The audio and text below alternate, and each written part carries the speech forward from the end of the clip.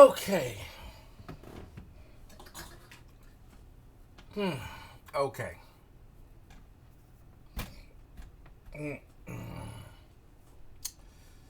I was trying to see how I can do this video without offending people's intelligence. Um, so, if you're new to the channel, I'm going to do the protocols first. If you're new to the channel, subscribe if you want. It would be helpful if you subscribe. Definitely hit the bell. That way you'll get notified when I post a video. And you can write some comments and also give me a thumbs up. It all helps the channel. Now, with that being said, this is going to be a very controversial. It's not really subjective. It's just fact. Whether you choose to believe what facts or not is a person or your choice or anyone's personal choice to believe what I'm about to say. But this is what's going on. If you just don't understand this. Okay. I'm going to explain digital versus analog and why you'll start to understand as you start to get more and more in depth into this recording process, why you're starting to want to incorporate more analog gear or just going more analog in general to a point. Some people are not going to go extensively in analog, but most of the time you're going to have to go to analog to some form of fashion. And I'm going to start with the human body. So I'm going to try to make this as simple as possible.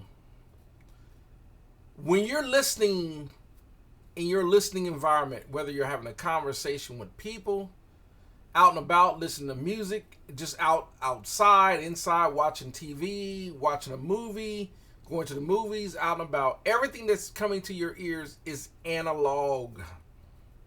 It's not digital.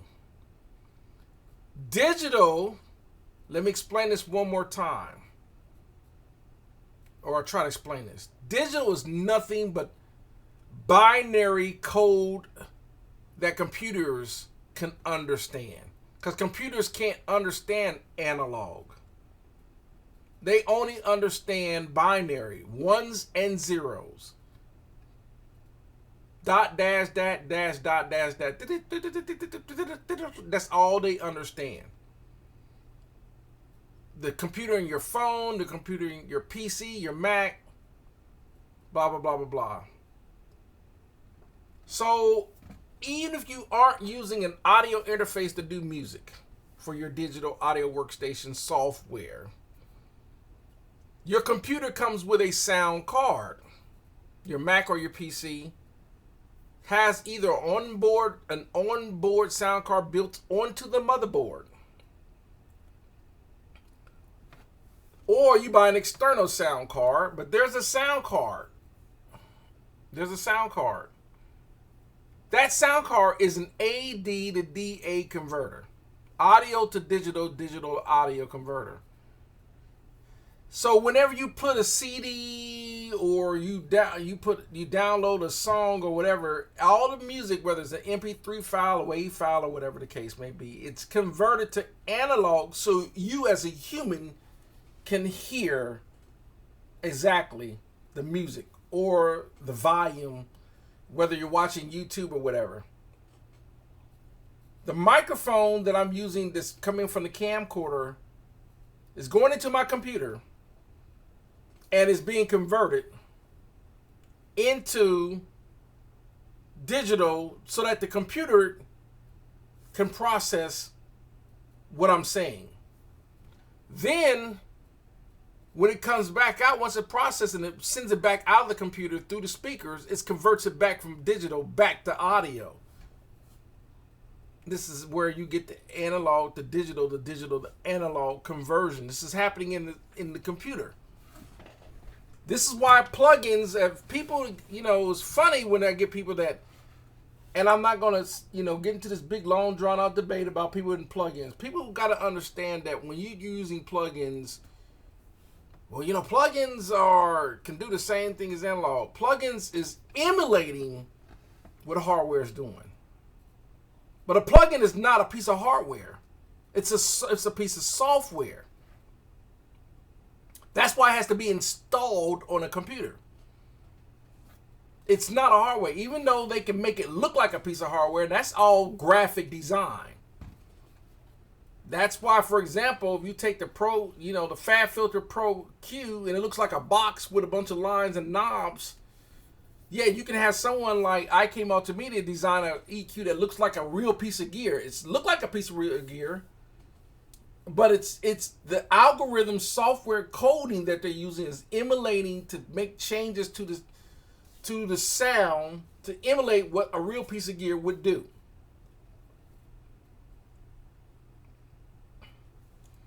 And so getting people to understand that is sometimes it can be frustrating because people will send me questions, and I'm like, when you start sending me questions about certain things, it tells me you have zero idea of what's really going on trying to do this music thing. And this is the reason why people have so many problems when they're trying to get their music to do what they want to do compared to what commercial professional studios have been doing for years to get the results they're getting. You have to understand how a commercial recording studio, especially an educated person that builds a recording studio, and they understand the acoustics, the gear, the equipment, the microphones, cabling, the whole 9 yards.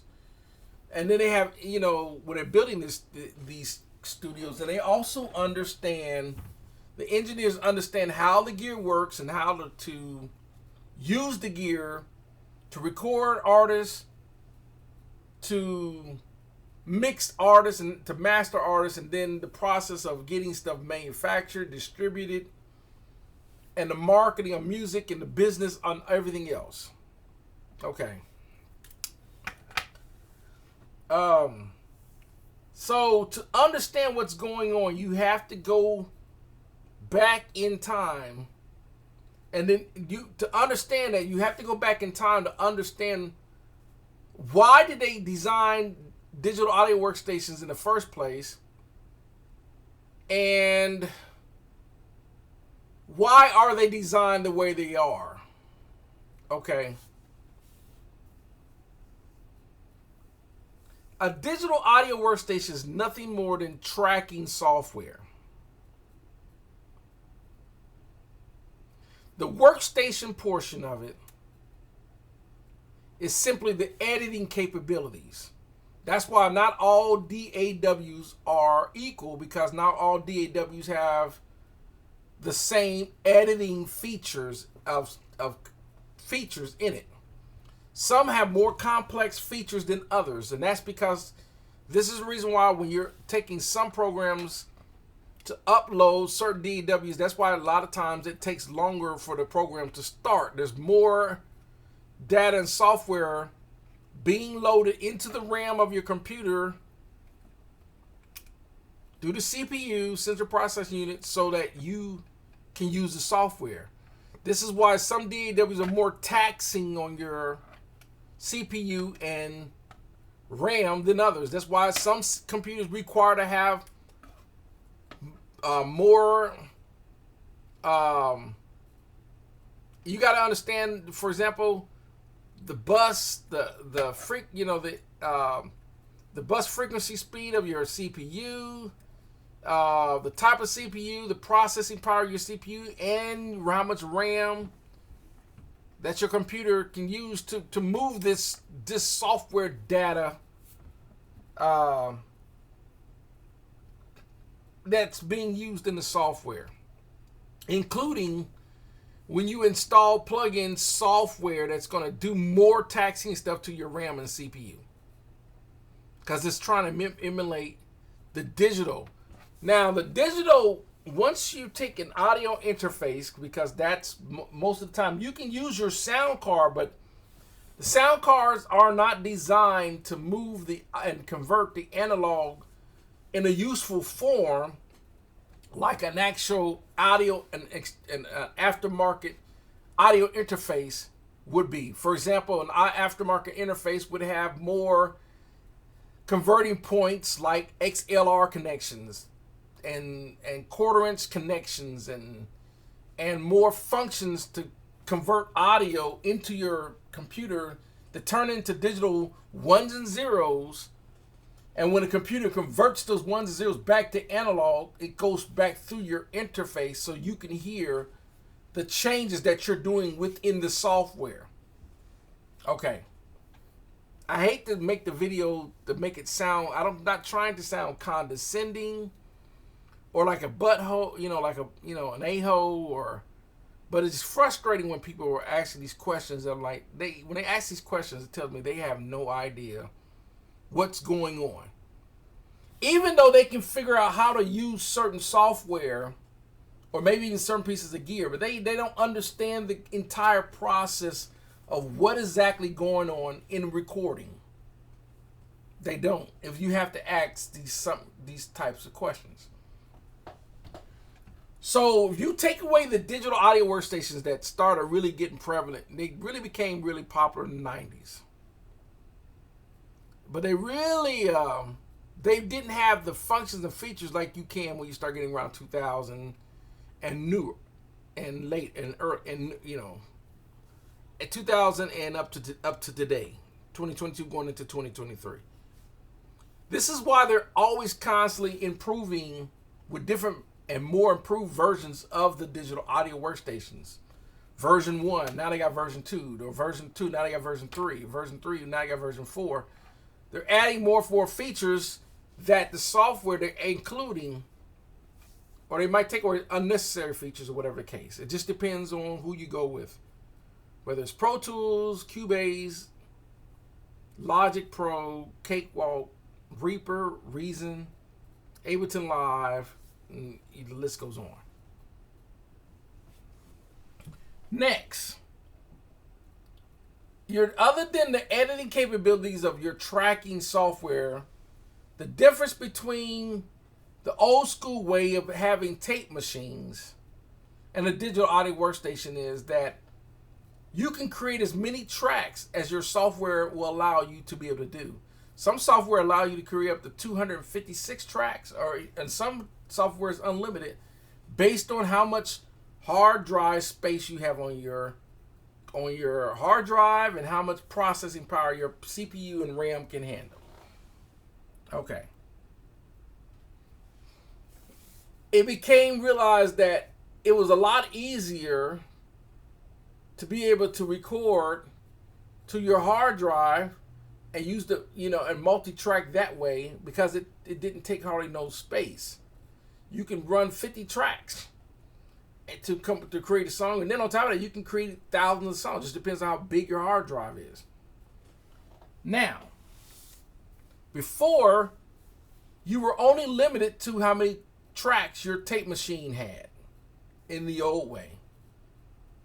Most, if you look at the history of it, a lot of times some studios started with 4 to 8 tracks. We're talking the 60s, 50s. Then they were able to do 16 tracks, and they were recording to tape. This is where you see the reel-to-reel tapes. The smallest recording device was a cassette. Now your cassette player was a 2-track system. Most of the time you record music on one side and you flip it up and it'll flip to the other side and record to the B side. 2 tracks. What they figured is you could record on a tape machine with 2 tracks. Well, instead of having the 2-track recorder, it just would flip.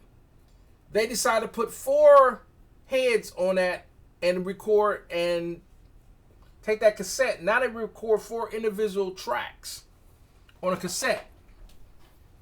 But the difference in the cassette is once you record onto tape, it burns.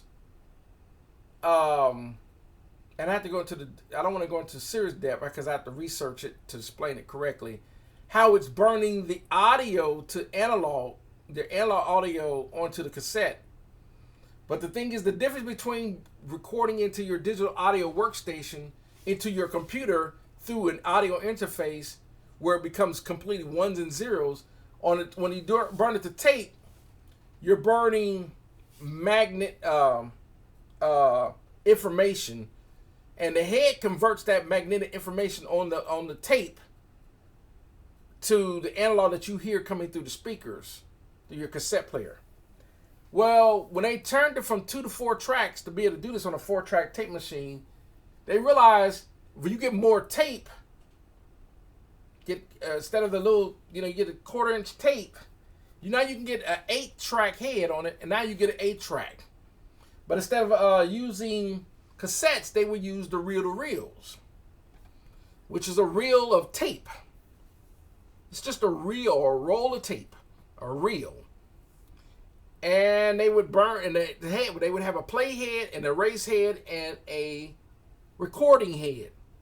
A recording head, a play head, and a erase head. Most of the time. So the erase head will erase all that magnetic information on the tape. And then so when the play head hits it, it won't hear anything because the erase head is erasing it. The record head is burning it onto the tape. So when the tape runs from the recording head and it sends it from the recording head, burns it onto the tape. So by the time the tape hits the play head, it can play back what it just burnt onto the tape. And that information usually will stay there forever unless you erase it. So they learned to edit that tape by taking razor blades and cutting certain pieces of the tape to move it around. This took a very expert person to be able to do that. A very precise person that knew exactly how to use a razor blade, even though the tape machines would have razor blade slots in it they would have slots that you can insert the razor blade to make certain cuts. Then you would move that piece of the tape that you just cut around. That was your editing capability. Well, thank God for DAWs where you can do more than just cut the waveform up that you just record in your DAW. You can slide around, move it around the tape, and everything. The editing capabilities in DAWs is so far surpassed the capability of what you can do on a tape machine. This grew the popularity of not wanting to use tape, even though tape machine, the way they would saturate the information going to the tape would create this warmth, pleasing sound. This what do we call even or odd order of harmonics that was very pleasing to the ear. We've been so programmed to expect the way analog perceives our ear through the way tape is recorded that it became a standard that a lot of software programmers have been chasing that. That's why they come up with saturation plugins and tape emulation plugins and everything else to emulate what tape does.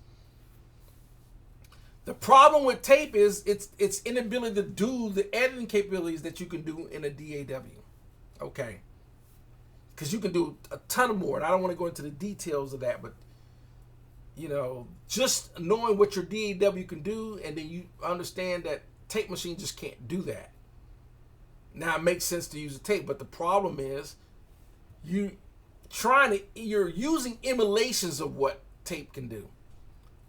So, with that being said, you were limited to how many tracks your tape machine could do.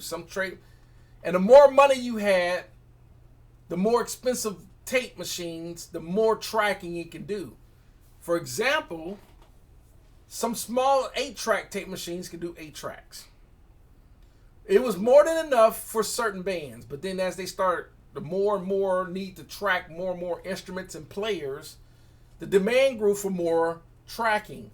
So they decided to come up with 16-track tape machines, and then eventually grew to 24-track tape machines.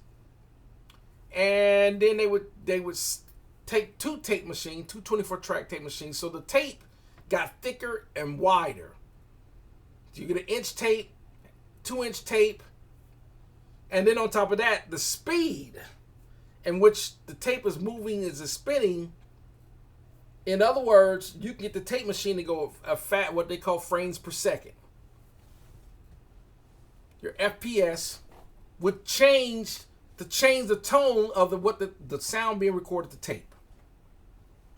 30 frames per second, 15 frames per second, whatever the case. But the only downside to tape is that you were only limited to so much time before the tape ran out. So you had to buy multiple reels and reels of tape. Now, for example, I had some ADATs. I got an ADAT machine on the floor over here. Right here. Each of these machines, 3 machines, each machine has 8 tracks.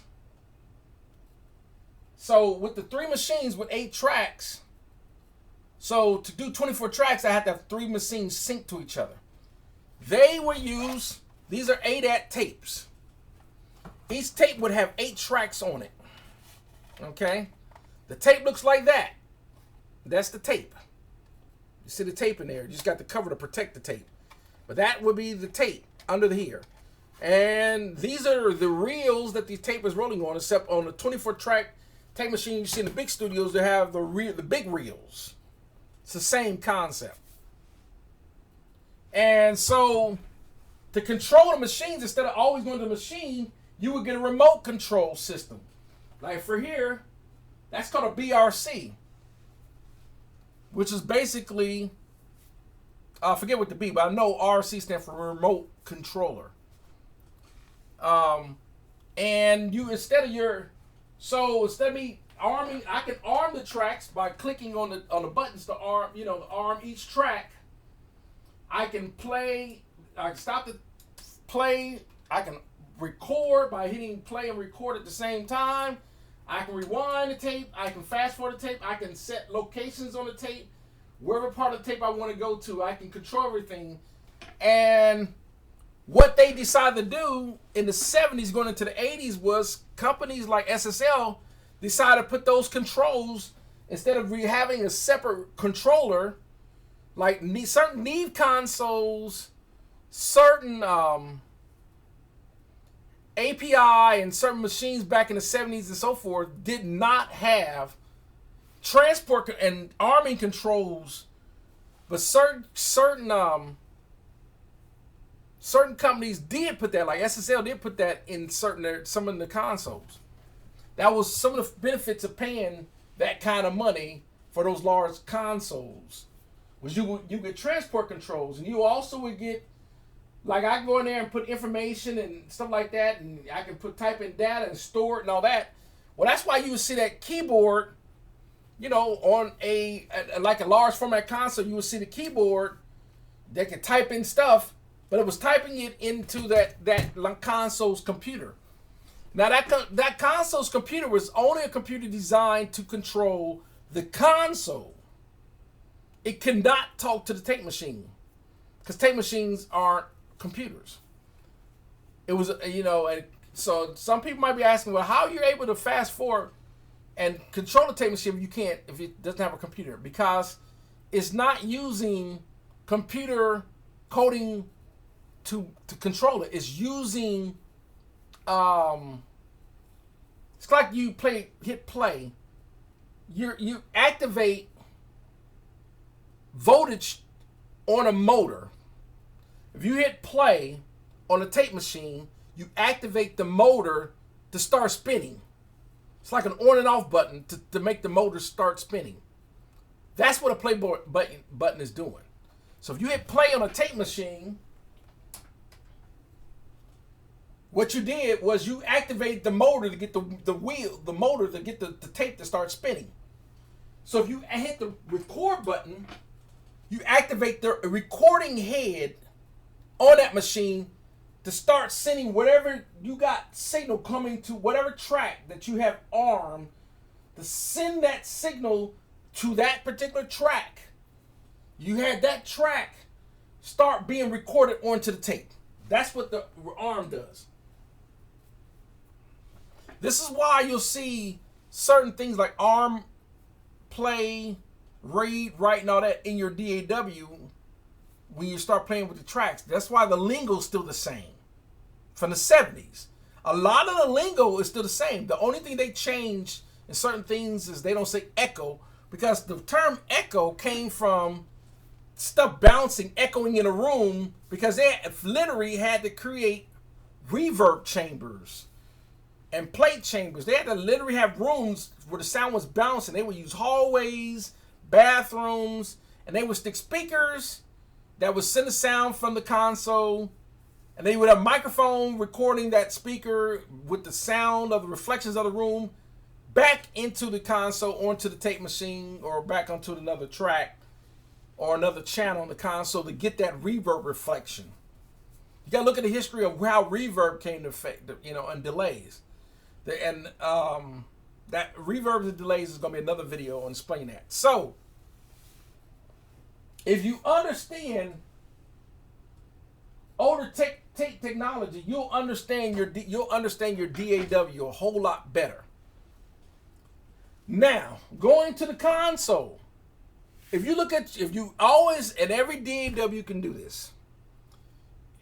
When you go to the console view of your DAW, it's designed to emulate a console. So you have to understand how consoles work to understand how your DAW, digital mixer console, works. They've coded it that way. You gotta remember, the software companies don't care if you know what you're doing or not, because it's about making money. This is the reason why someone who has experience in recording can look at the digital audio workstation, whether it's Pro Tools or Cubase or Studio One or whatever DAW work, and they go to the mixer window and they see the tracking window and they see the digital mixer. They automatically know, because they know how to use one of these.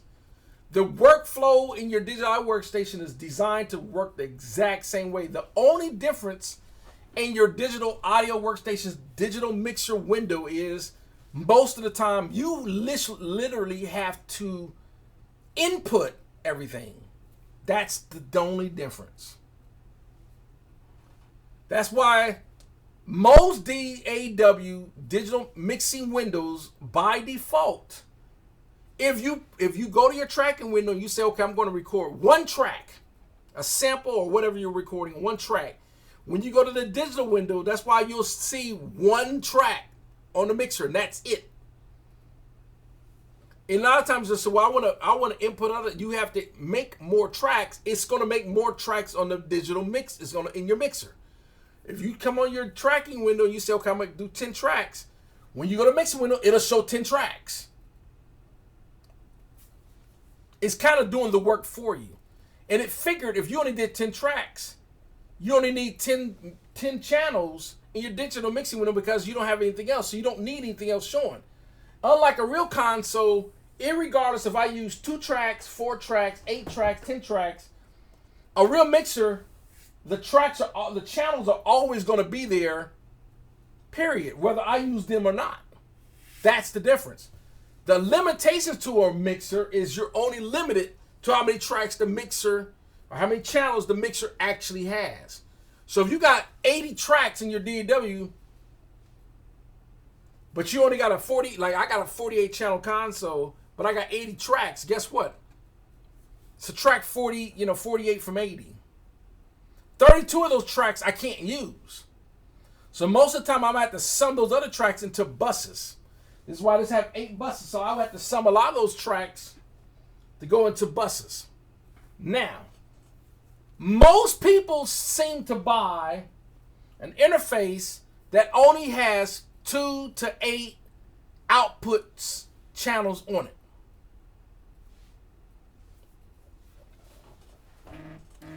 The Uh, the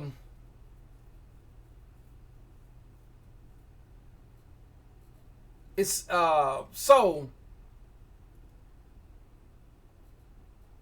I have to break down consoles in a minute.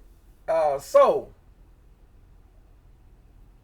the next thing is on that what's happening in your console, the workflow of your digital mixer is designed to but a lot of times you have to insert stuff to emulate.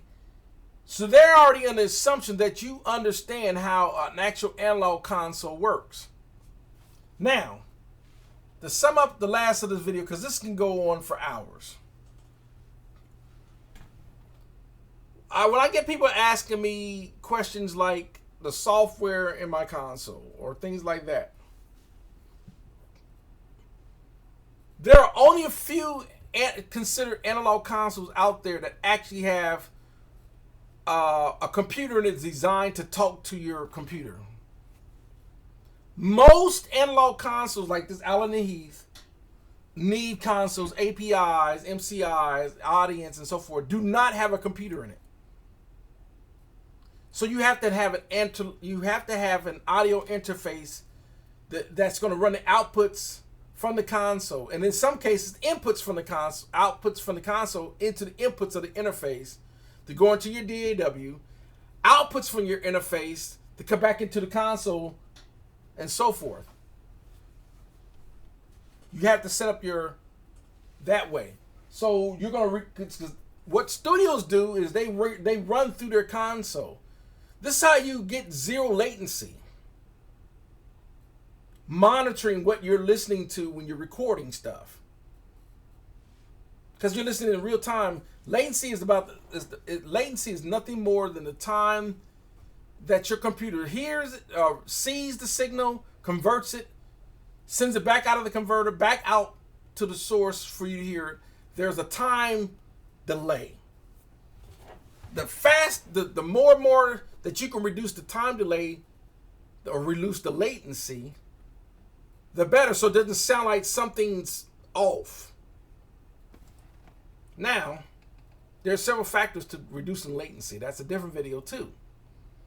And also, when you are recording analog into your computer, and we're not talking about virtual instruments like VST instruments or virtual instrument software.